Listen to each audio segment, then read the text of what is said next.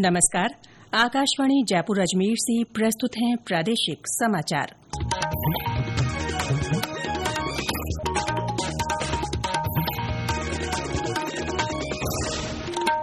मुख्य समाचार। प्रधानमंत्री नरेंद्र मोदी आज नई दिल्ली में कर्तव्य भवन 3 का उद्घाटन करेंगे। राज्यपाल हरिभाऊ बागड़े ने कृषि क्षेत्र में नए शोध और उन्नत तकनीक पर लगातार काम करने की आवश्यकता पर जोर दिया है। प्रदेश में चिकित्सा विभाग की ओर से सरकारी अस्पतालों और स्वास्थ्य केंद्रों का सघन निरीक्षण किया जाएगा। और जैसलमेर आज अपना 870वां स्थापना दिवस मना रहा है।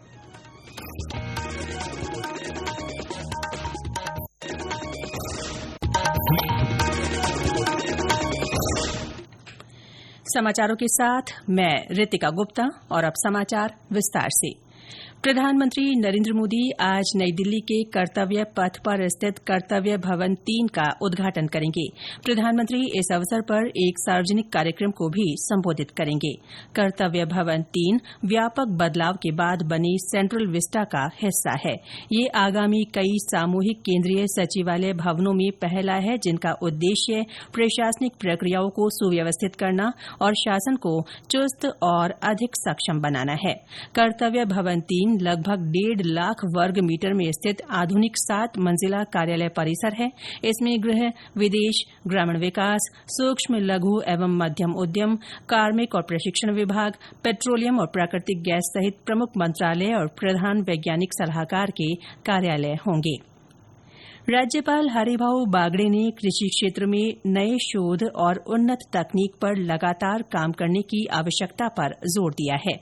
राज्यपाल कल उदयपुर में महाराणा प्रताप कृषि और प्रौद्योगिकी विश्वविद्यालय की ओर से आयोजित प्रगतिशील किसान संवाद कार्यक्रम को संबोधित कर रहे थे।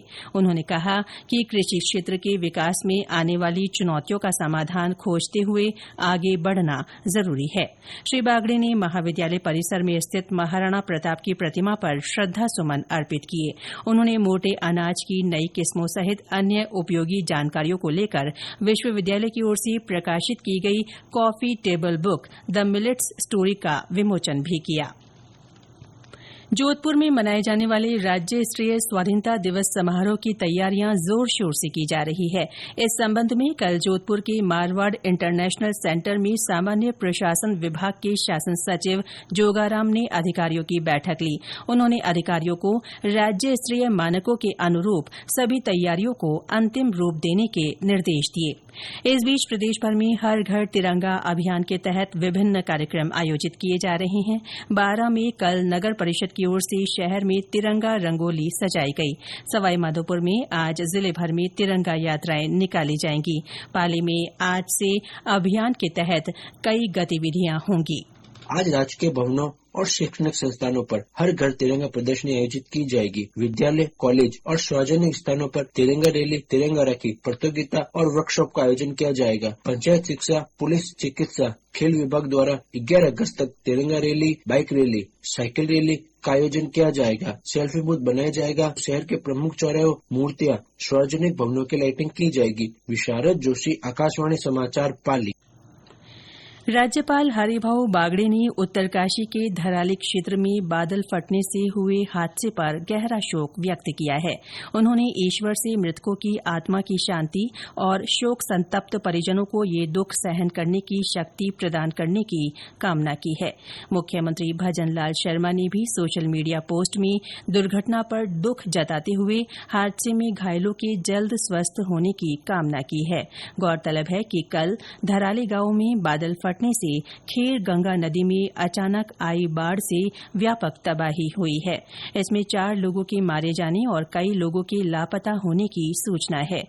इस क्षेत्र में राहत और बचाव कार्य युद्ध स्तर पर जारी है। अब तक 130 से अधिक लोगों को सुरक्षित निकाल लिया गया है। ये समाचार आकाशवाणी जयपुर अजमेर से प्रसारित किए जा रहे हैं।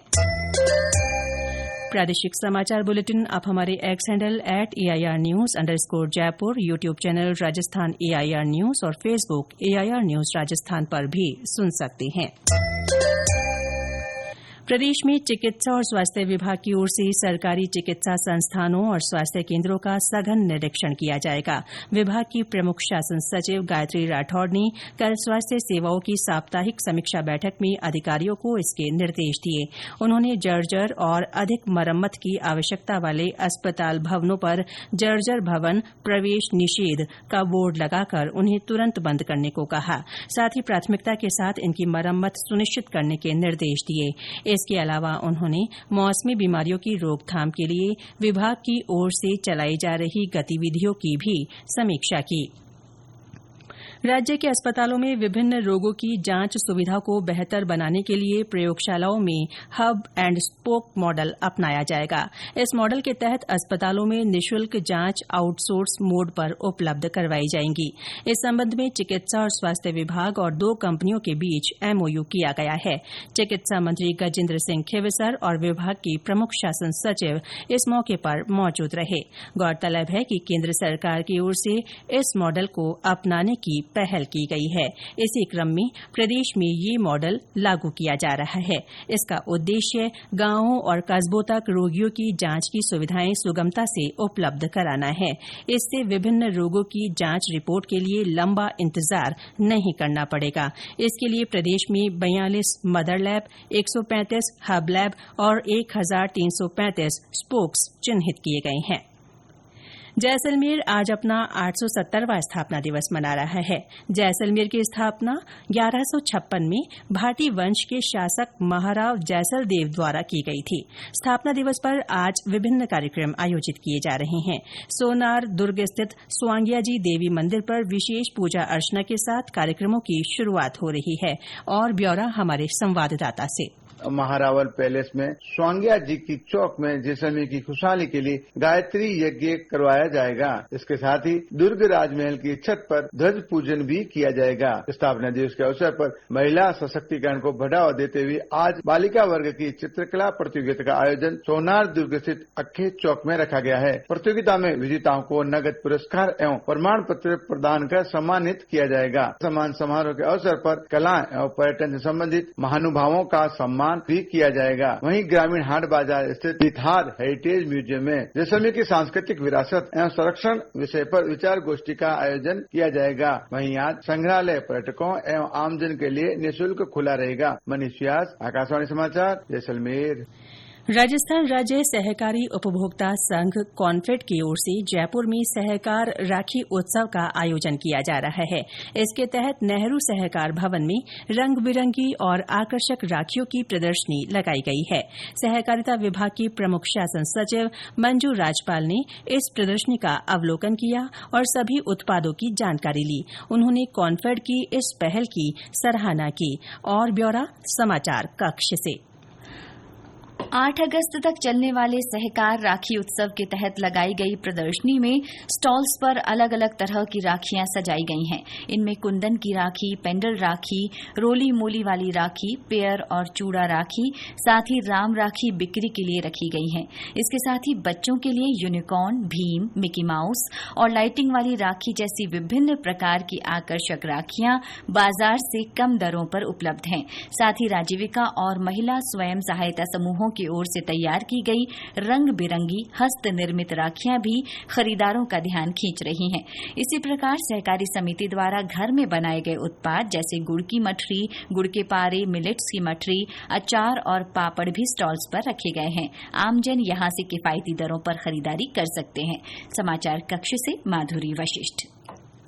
प्रदेश में आज 6 जिलों में बरसात का येलो अलर्ट जारी किया गया है। इनमें दौसा, अलवर, भरतपुर, धौलपुर, करौली और सवाईमाधोपुर तथा आसपास के क्षेत्र शामिल हैं। मौसम विभाग के अनुसार इन स्थानों पर गरज के साथ बरसात हो सकती है। साथ ही कहीं कहीं तेज हवाएं चलने के आसार हैं। और अंत में मुख्य समाचार एक बार फिर। प्रधानमंत्री नरेंद्र मोदी आज नई दिल्ली के कर्तव्य पथ पर स्थित कर्तव्य भवन 3 का उद्घाटन करेंगे। राज्यपाल हरिभाऊ बागड़े ने कृषि क्षेत्र में नए शोध और उन्नत तकनीक पर लगातार काम करने की आवश्यकता पर जोर दिया है। प्रदेश में चिकित्सा विभाग की ओर से सरकारी अस्पतालों और स्वास्थ्य केंद्रों का सघन निरीक्षण किया जाएगा और जैसलमेर आज अपना 870वां स्थापना दिवस मना रहा है। इसके साथ ही प्रादेशिक समाचार बुलेटिन समाप्त हुआ। हमारा अगला बुलेटिन दोपहर 1 बजे प्रसारित होगा। नमस्कार।